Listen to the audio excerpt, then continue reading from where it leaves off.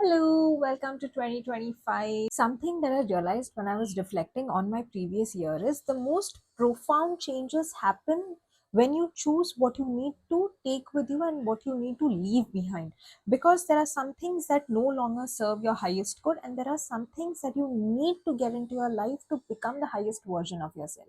Now, these can be related to anything people, situation, habits, beliefs, and perspective. Welcome to the Cosmic Podcast, where we celebrate the ups and downs of life, learn from it, become the main character, and live our best lives. Come along. For example, if my vision for 2025 is to become a successful person who wakes at 5 a.m., I cannot be the same person that I was last year who would sleep until, say, 11 a.m. or 12 p.m. in the noon. So, to change that, I have to leave behind the habit which was making me lazy, and I have to carry forward with me the habit which is making me productive.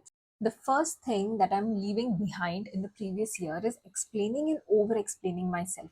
Now, being a serial people pleaser in the past, I am used to explaining and over explaining myself. Like my general CTA of communicating with people is, are you convinced enough or do you want me to explain some more? Because I felt that if I over explain things to people, if I say more, maybe they'll understand me better. But I was completely wrong, because not everyone wants to hear you out, or not everyone wants to understand what you're going through or what you want to communicate. And this made me understand that actions and intentions speak much louder than words, and that is something I'm going to carry forward in this year. Very consciously, I'm going to stop over explaining myself. Like if someone is communicating or asking something of me and I don't feel like it, I'm going to be like Phoebe from Friends and say, I wish I could, but I don't want to. The next thing that I'm leaving behind, and that you also need to leave behind, is chasing closures. Chasing closures is one of the most emotionally exhausting and draining processes that we've had to go through in our lives. Be it with people, situations, or things, we all keep waiting for answers that never come.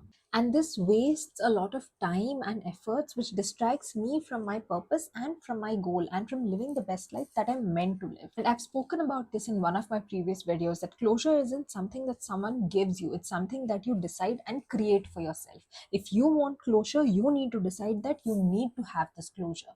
And no matter what the other person says or does, closure only comes when you decide. Next thing that I'm letting go is overcommitting myself in order to make everyone happy. Like I said, I was a people pleaser, and to meet everyone's expectations, I keep saying yes to everything. I feel guilty of it, but I end up saying yes. And also, in order to feel more productive and to feel that I have achieved a lot of things, I end up saying yes to a lot of things that I'm mentally not up for. So what happens in the end is I'm spread too thin and I don't have time for anything. Instead, this year I plan and decide to focus on the goals that I have for myself, and that is what I will be committing to. So this year I'm also going to say no unapologetically, because no is a complete sentence in itself. And the last thing that I'm letting go is living by other people's timelines. In our society, we are conditioned to achieve a certain set of milestones by a certain age, and if you don't do that, then you're looked down upon. For me, I don't believe in this. I have my personal goals which are different from everybody, because everyone is very unique. So I set my own timelines, and that is what I'm going to follow in this year. Now, here are the list of things that I'm taking ahead with me into 2025. Some are old habits and some are that I'm starting new. So, the first thing that I'm taking ahead with me is self love and self prioritization.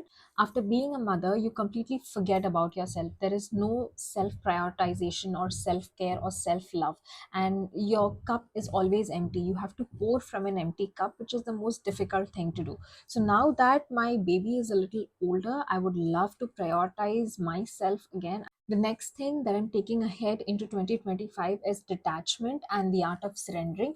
Now, this does not mean giving up.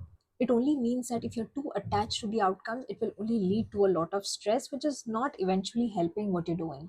You need to learn to sometimes go with the flow. You need to learn to trust the universe. You need to learn to trust your journey. What is meant for you will always find you, and it will never miss you. So, this is something that we need to keep in mind all the time. The next thing that I want in 2025 is accountability. Accountability is very empowering. It tells you that sometimes you are wrong or you are lagging behind. There is an acceptance of that, but also that you can move forward.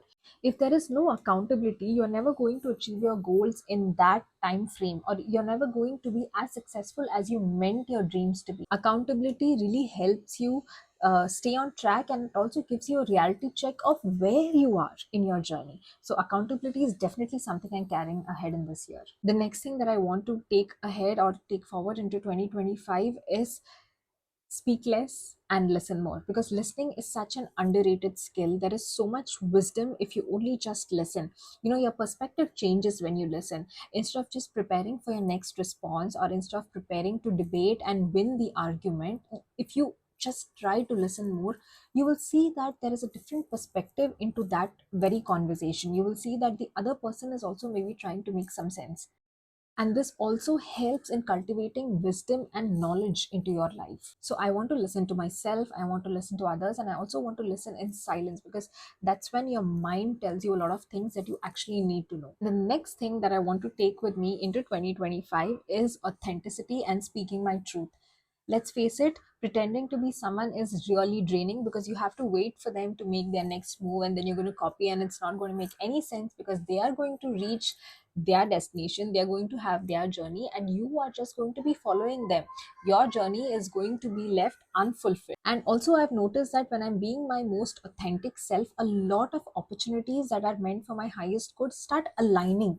They come into my life. And this is also something that I had promised to myself when I restarted my YouTube journey in October 2024, that I'm going to be authentic, I'm going to be true to myself, I'm going to talk about the things that have affected me and those that I believe. And that itself has helped me so much to build this micro community that we have here, and it really makes me happy to see how far we've come. So these are a list of things that some that I will be leaving behind, and some that I will be taking ahead into this new chapter of 2025.